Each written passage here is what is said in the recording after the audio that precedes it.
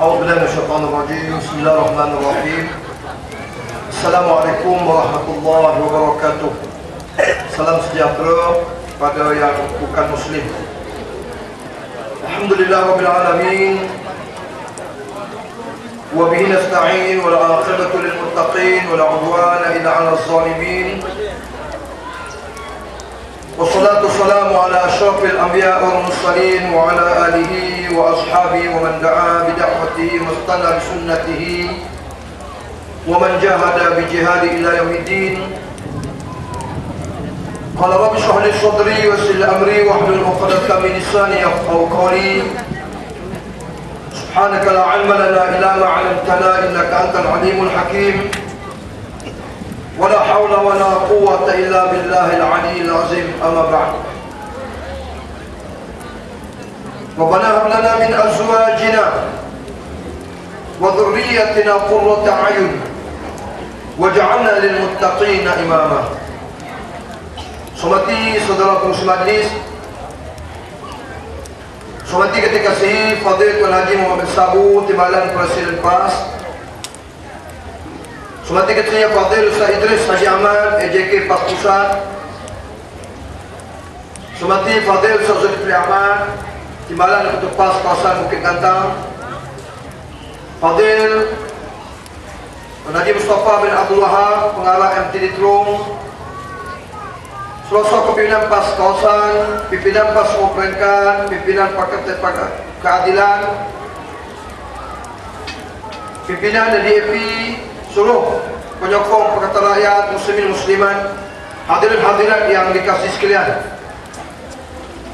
Alhamdulillah, syukur kepada Allah Subhanahu Wa Taala pada malam berbahagia ini sebagai yang kita rancang dapat kita meneruskan program kita pada malam ini dengan bermula pada jamuan makan malam.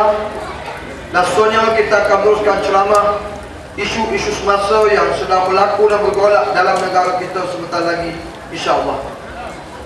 Saya ucapkan syabas dan tahniah pada tuan-tuan dan puan yang dapat hadir ke program pada malam ini, dan saya harap tuan-tuan tidak silap tempat lah. Takut tersilap nak pergi jandut, tuan-tuan pergi sini. Jadi saya nak balik pula, kalau nak jandut sebelah sana tuan-tuan. Kau tersilap. Silap ada.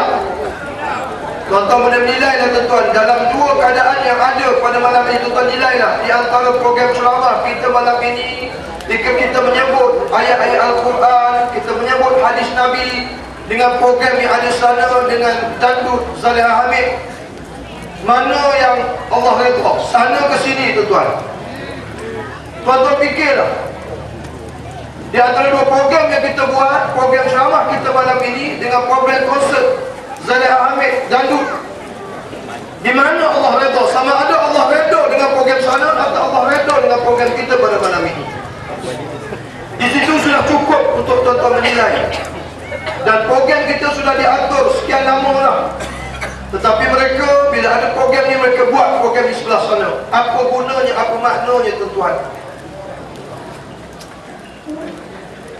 Jadi ini saya nak buka media tuan-tuan, fikirlah sendiri tentang dua program yang ada. Benarlah Allah Ta'ala berfirman dalam Al-Quran, ada dua perjuangan sekarang tuan-tuan. Satu, kata Allah, innal ladzina amanu yuqatiluna fi sabilillah. Satu lagi, wal ladzina kafaru yuqatiluna fi sabilit taghut. Dua yang Allah nyatakan dalam Al-Quran, ada dua perjuangan. Pertama, Allah mengatakan innal ladzina amanu, sesungguhnya orang beriman ini yuqatiluna fi sabilillah. Dasar perjuangannya pada jalan Allah, pada jalan yang diridhai oleh Allah Subhanahu Wa Taala. Dan satu golongan, satu puak lagi Allah mengatakan walladzina kafaru yuqatiluna fi sabilit taghut. Orang-orang kafir dalam perjuangan mereka adalah pada jalan taghut, jalan yang dimurkai oleh Allah Subhanahu Wa Taala. Jadi ini yang Allah turunkan Nabi Muhammad SAW untuk kita fikir bersama, di manakah jalan yang betul, di mana jalan yang salah. Jadi itu sebab kita didatangkan Allah Ta'ala seorang Rasul untuk membawa kita daripada jalan yang salah kepada jalan yang benar. Inilah ajaran yang telah dibawa oleh Nabi Muhammad sallallahu alaihi wasallam. Dan kita berdoa supaya kita semua ini termasuk kepada umat Nabi Muhammad dan berada pada jalan yang lurus yang dibawakan oleh Nabi Muhammad sallallahu alaihi wasallam. Tuan-tuan, kita sering berdoa. Dalam doa yang saya baca tadi, bagaimana doa yang diajar oleh Nabi Ibrahim alaihissalam, yang saya yakin tuan-tuan semua tak lupa doa ini tiap-tiap kali setelah kita solat. Doa yang mengatakan, Rabbana hab lana min azwajina wa dhurriyyatina qurrata a'yun waj'alna lil muttaqina imama. Inilah doa yang kita sering baca. Bagaimana doa ini kita memohon kepada Allah Subhanahu wa taala, Rabbana hab lana min azwajina. Suami minta, ya Allah, jadikanlah isteri kami ini isteri yang solehah. Bila suami menatap wajah isteri yang solehah, qurrata a'yun, sejuk mata memandang. Begitu juga para isteri mendoakan, Rabbana hab lana min azwajina. Ya Allah, anugerahkanlah kami suami-suami yang soleh. Bila sang isteri mendapat suami yang soleh, bila menatap wajah suaminya, qurrata a'yun, sejuk mata mereka memandang. Inilah yang kita doa. Dan lebih pada itu kita minta kepada Allah, wa dzurriyyatina, ya Allah, anugerahlah kami zuriat yang soleh. Kalau anak lelaki, anak yang soleh. Kalau anak perempuan, anak yang solehah. Jadi kalau mak bapak memiliki anak yang soleh dan solehah, bila menatap anak mereka ini, qurrata a'yun, sejuk mata mereka memandang. Ini doa yang kita minta. Dan lebih pada itu, tuan-tuan, bukan kita minta suami, isteri, anak lelaki, anak perempuan. Kita minta lebih pada itu, waj'alna lil muttaqina imama. Ya Allah, jadikan di kalangan kami ini pemimpin yang bertakwa. Apa kaitannya dengan suami, isteri, anak-anak dengan pemimpin? Tuan-tuan, tidak ada gunanya kalau di rumah kita sudah bina dengan tarbiyah Islamiah. Suami dapat tarbiyah Islamiah di rumah, isteri dapat tarbiyah Islamiah di rumah, anak-anak sudah dapat tarbiyah Islamiah di rumah. Kalau pemimpinnya tidak bertakwa, tuan-tuan, tidak ada guna, tuan-tuan. Apa yang telah kita bina dengan tarbiyah Islamiah di rumah, bila anak kita keluar, suami keluar, isteri keluar, kalau pemimpin tidak bertakwa, mereka akan merobohkan, meruntuhkan apa yang telah kita bina di rumah. Itu sebab kita minta pemimpin yang bertakwa, supaya apa yang telah kita bina dengan tarbiyah Islamiah di rumah, bila suami keluar, pemimpin yang bertakwa akan mengadakan suasana bi'ah, environment yang baik, supaya suami keluar, di rumah dah ada tarbiyah Islamiah, di luar pula pemimpin meneruskan program-program yang akan menambahkan tarbiyah Islamiah yang kita bina di rumah. Begitu isteri sudah di rumah mendapat tarbiyah Islamiah, bila dia keluar ke rumah, pemimpin yang bertakwa akan meneruskan tarbiyah Islamiah di rumah. Bila pemimpin bertakwa adakan di luar. Begitu anak-anak, tuan-tuan, maka akan dapat penerusan tarbiyah Islamiah kalau pemimpinnya bertakwa. Tetapi kalau pemimpinnya tidak bertakwa, tuan-tuan, tidak ada guna kita tak bina tarbiyah Islamiah di rumah. Itu sebab anak-anak ustaz rosak, anak-anak mufti rosak, anak-anak qadi rosak. Tidak salahkan mereka, kerana pemimpin yang di luar ini bertanggungjawab untuk merosakkan anak-anak suami isteri yang di rumah. Kalau telah mendapat tarbiyah Islamiah, tetapi mereka lah merosakkan, meruntuh dan merobohkan apa yang telah kita bina di rumah. Allah juga berfirman kepada kita, tuan-tuan. Allah menyatakan, wal yakhshal ladzina law taraku min khalfihim dhurriyyatan dhi'afa.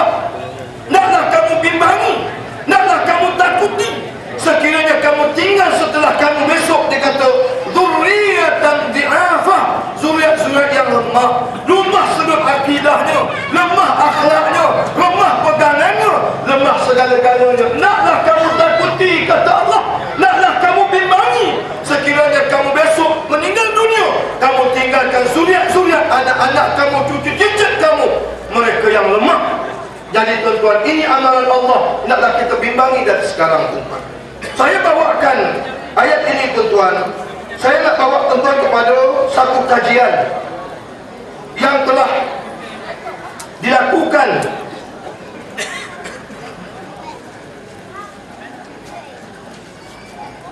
oleh institut beliau, tuan-tuan,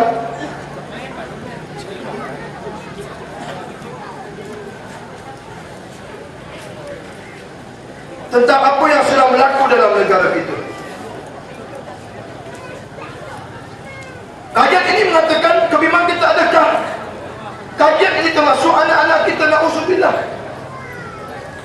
Dia mengatakan bahawa kajian ini 3 daripada 6 remaja, setengah 6 remaja yang dikaji, 3 daripada 6 ini dia kata remaja yang berumur di antara 25 hingga 26 tahun. Kebanyakannya pelajar-pelajar universiti. 3 daripada 6 ini berumur 25 hingga 26 tahun. Kebanyakannya pelajar universiti. Mereka ini telah melakukan hubungan zina. Pelajar universiti yang kita harapkan orang yang cerdik, tuan, bukan semua orang pergi boleh benar recording. Tetapi ini hasilnya tuan, masuk universiti mereka telah melakukan hubungan zina. 3 di antara 6 remaja umur 25 hingga 26 mereka telah melakukan hubungan zina. Adakah termasuk anak-anak kita, na'udzubillah, tuan? Yang kedua, selama 1,922 orang daripada 5,016 responden yang diselidiki mengetahui rakan mereka mengandung anak luar nikah. 1,922 daripada 5,016 yang ditanya, yang ditemuduga, yang disoal siasat, 1,122 orang itu mengetahui kawan mereka sudah mengandung anak luar nikah. Adakah termasuk anak-anak kita, tuan-tuan? Dan 76% daripada 3,812 responden yang disosialisasikan, 76% daripada 3,000 itu mempunyai rakan yang pernah menonton video lucah. Video lucah sekarang, tuan-tuan, bukan payah kita nak belilah CD-CD, tuan-tuan, di rumah aja, tuan-tuan. Petik di komputer, tuan-tuan. Inilah kerajaan kita kalau betul-betul sayang, tuan-tuan. Kalau di Jepun, di India, kalau kita nak tekan set ni, dia dah blok. Rakyat dia tak boleh nak melayari video-video lucah. Tapi di Malaysia, kerajaan kita tidak blok. Tekan saja, tuan-tuan nak set, tekan yang urut set, saya apa nak keluarlah gambar-gambar set yang boleh ditengok bila masa. Ini bukan saya ngajar pula, paling untuk tekan belakang. Ini bukan saya ngajar pula. Ini kerajaan kita tak ikhlas. Jadi bagaimana remaja kita tidak menunggu. Inilah keadaan yang ada dalam negara kita hari ini, tuan-tuan. Betapa parahnya, tuan-tuan. Itu sebab 2 hari lepas kau khabar keluar 6 juta. Kajian daripada haluan mengatakan 6 juta remaja kita ini menghadapi krisis identiti. Banyak terpengaruh dengan barat. 6 juta. Adakah termasuk anak-anak kita, tuan-tuan? Hadirin ini, tuan-tuan, macam-macam lah. Saya pun tak nak bercakap panjang, nak bagi ruang Fadil Syed Rahmat pun ada malam ni. Saya tahu tuan-tuan pernah dengar Tok Najib Mak Sabu di Balai Presiden PAS untuk ceritakan isu-isu yang terkini yang berlaku dalam negara kita. Dan apa yang kita lihat hari ini, sungguh sangatlah kerajaan kita nak mencegah murtad, nak wujudkan akta murtad. Tuan-tuan boleh percaya ke, tuan? Setakat mana keikhlasan kerajaan nak membendung murtad? Kerajaan hari ini minta pemimpin-pemimpin PAS jangan berdiam diri tentang masalah murtad. Untuk makluman tuan-tuan, Tuan Guru Haji Abdul Hadi Awang masa itu telah membentangkan akta, nak buat akta murtad di parlimen. Dah bentang dah dalam parlimen, tuan-tuan. Tidak ada seorang pun wakil rakyat daripada Barisan Nasional yang menyokong. Tak ada seorang yang menyokong. Tiba-tiba sekarang dia nak buat akta murtad.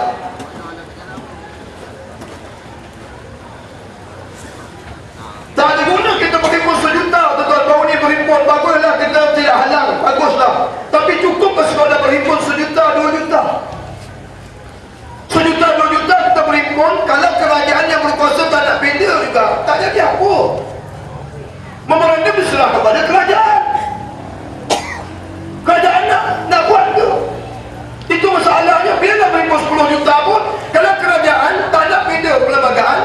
Mampu kita.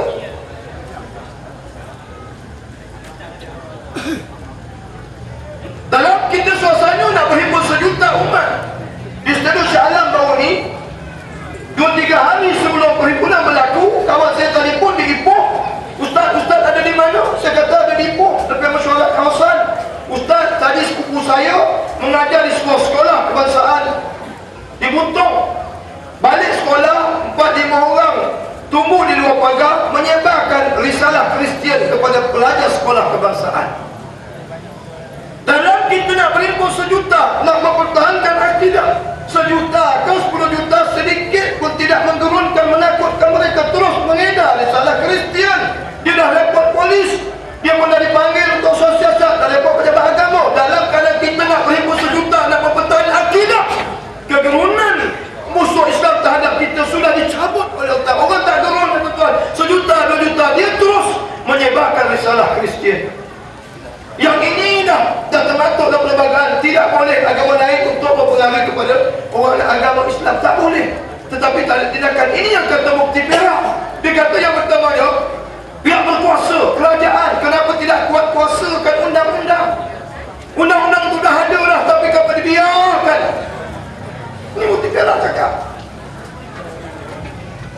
Dan itu sebab kenapa kita sebut masalah hudud. Hudud itu sebenarnya tuan sudah ada dalam undang-undang untuk menangani masalah murtad. Kalau kita buat hudud tuan selesai masalah murtad, tuan-tuan malulah. Ini keluar surat khabar Dr. Masitah tuan-tuan, ngaji Mesir tuan-tuan.